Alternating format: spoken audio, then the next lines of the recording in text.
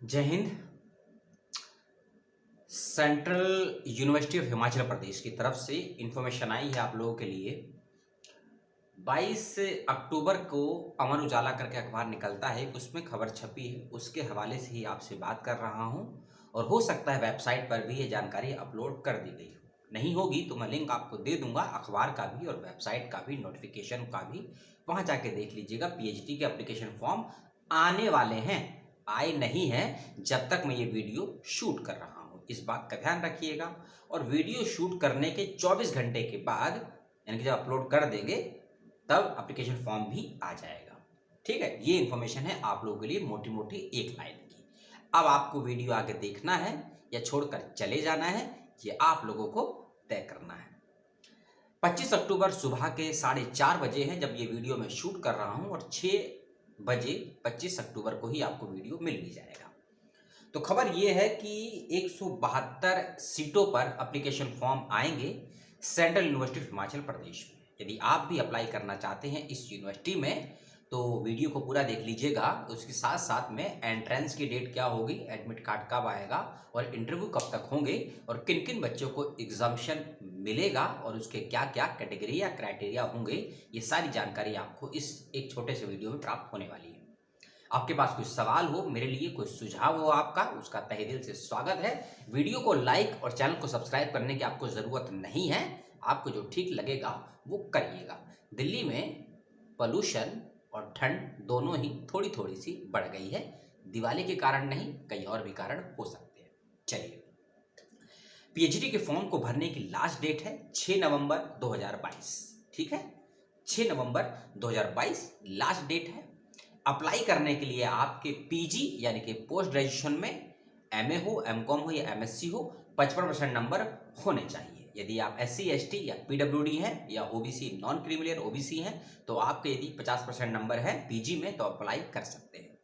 यदि आप PG complete नहीं कर पाए हैं, आप पीजी के 4th सेमेस्टर में हैं या फिर पीजी के 4th सेम का एग्जाम दे चुके हैं, रिजल्ट नहीं आया है, तो भी आप आवेदन कर सकते हैं, इस बात का ख्याल रखिएगा।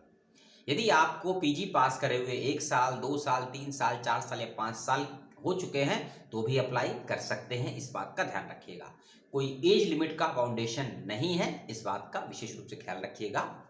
ठीक है, ऐसे कैंडिडेट जिनका जेआरएफ चाहे सीएसआईआर का हो या यूजीसी का हो, नेट सीएसआईआर का हो या यूजीसी का हो, या फिर इसके अलावा आईसीएआर का जेआरएफ या एसआरएफ है, आईसीएमआर का जेआरएफ है, डीबीटी जेआरएफ है, स्लेट है, टीचर्स फेलोशिप होल्डर है, एमफिल है, या फिर हिमाचल प्रदेश केंद्रीय विश्वविद्यालय शोध पात्रता परीक्षा, इनमें से कोई भी या एक से अधिक भी आपने कोई परीक्षा पास की है या किसी के लिए आप योग्य पाए गए हैं तो आप लोग इसके लिए फॉर्म भर सकते हैं पीएचडी का। और आप सभी को प्रवेश परीक्षा नहीं देनी होगी, अर्थात आप लोग एग्जाम्प्टेड है।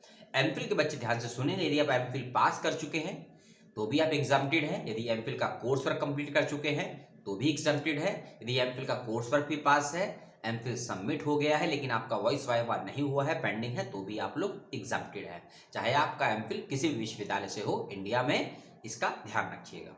ठीक है, और इसके अलावा बाकी सभी को एंट्रेंस एग्जामिनेशन देना होगा। 100 नंबर का एंट्रेंस एग्जामिनेशन होगा, एमसीक्यू टाइप के क्वेश्चन आपसे पूछे जाएंगे। क्वालिफाई कैंडिडेट्स को 50% नंबर लाने होंगे प्रवेश परीक्षा में, और जो बच्चे SC ST OBC non creamy layer और पीडब्ल्यूडी हैं उनको 50 की जगह 45% नंबर लाने होंगे प्रवेश परीक्षा को क्वालिफाई यानी कि पास करने के लिए। इसका ध्यान रखिएगा विशेष रूप से, नेगेटिव मार्किंग नहीं है, प्रवेश परीक्षाओं में 100 नंबर की आपकी परीक्षा रखी गई है। इसके साथ साथ इंटरव्यू आपका 10 नंबर का होगा और कम्युनिकेशन स्किल आपकी कैसी रहेंगी वो भी 10 नंबर का रखा गया है। ठीक है, सब्जेक्ट में नॉलेज कैसी है आपकी वो भी 10 नंबर का होगा। और इसके अलावा नेट जेआरएफ स्लेट एमफिल और हिमाचल प्रदेश केंद्रीय विश्वविद्यालय पात्रता परीक्षा के, इन सभी के 20 नंबर रखे गए हैं। क्राइटेरिया क्या क्या होगा किसको देने का ये यूनिवर्सिटी तय करेगी।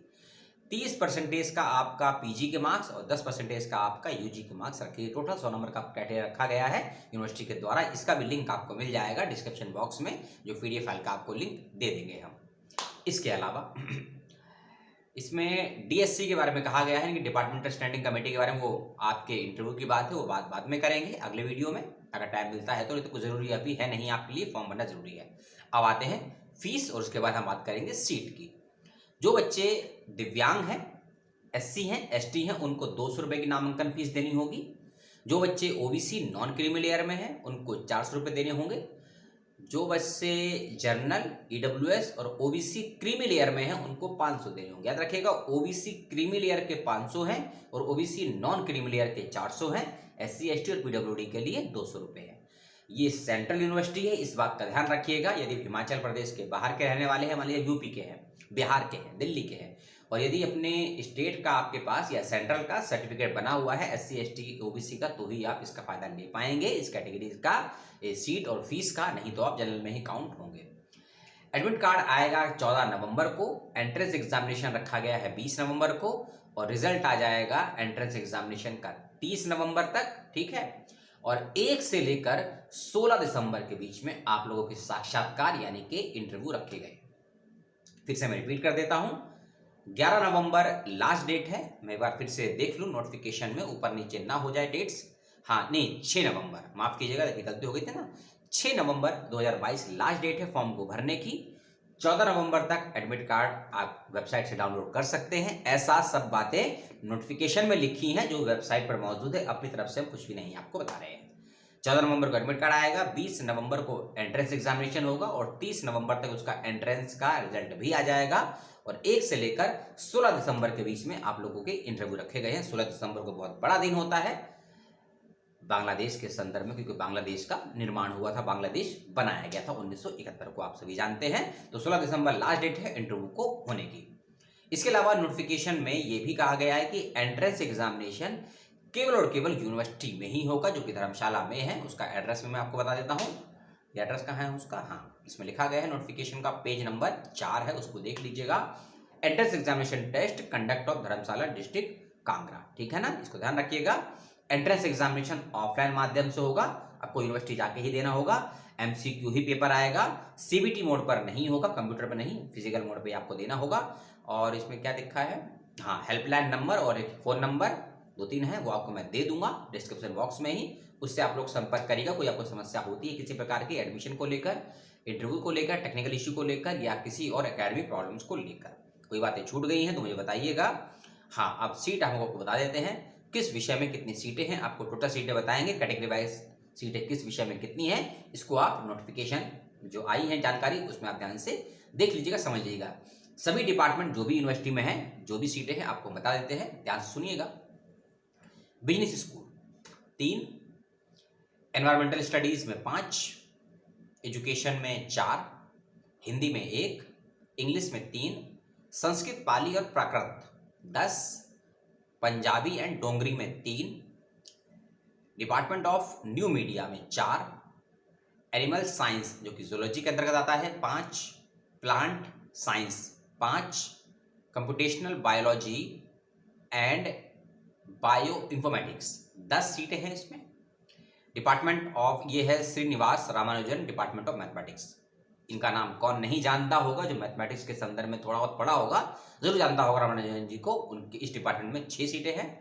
लाइब्रेरी साइंस एंड इंफॉर्मेशन में 2 सीट्स हैं। साइंस एंड इंफॉर्मेशन इंफॉर्मेटिक्स में 6 हैं।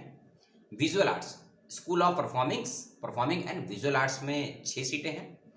उसके अलावा है एक इसमें डिपार्टमेंट है, department of physics and astronomical science 40 सीटें हैं। Department of chemistry and chemical science में 5, डिपार्टमेंट ऑफ हिस्ट्री में 5, पॉलिटिकल साइंस में 3, सोशियोलॉजी एंड सोशल एंथ्रोपोलॉजी में 1, डिपार्टमेंट ऑफ इकोनॉमिक्स में 21, centre of for Deendayal Upadhyay studies में 10, डिपार्टमेंट ऑफ सोशल वर्क में 8, और लास्ट एक डिपार्टमेंट बचा है जिसका नाम है department of tourism and travel management, जिसमें कि 6 सीटें हैं। टोटल 172 सीटें हैं। इन सभी डिपार्टमेंट की जानकारी मैंने आपको दी, कैसी लगी हमको बताइए कमेंट करके। और कोई जानकारी जो आपको स्पष्ट ना हुई हो, आपको समझ में ना आई हो, तो कमेंट करके हमको आप बता देंगे, क्योंकि भाषा और भावनाओं में कभी कभार कुछ चीज़ें ऊंची नीची हो जाती हैं, उसको माफ़ करिएगा। और अपनों का, परिवार का, प्रकृति का, पुस्तकों का, शिक्षकों का और हम सबके प्रिय संविधान का ख्याल रखिएगा। अपना पुनः ध्यान रखिएगा, सवाल भेज दीजिएगा और डिसलाइक और चैनल को सब्सक्राइब किसी और का करिएगा। मेरी केवल सूचनाओं को शेयर कर दीजिएगा अपने मित्रों के किसी के पास किसी भी माध्यम से। तब तक के लिए नमस्कार, जय हिंद, सलाम।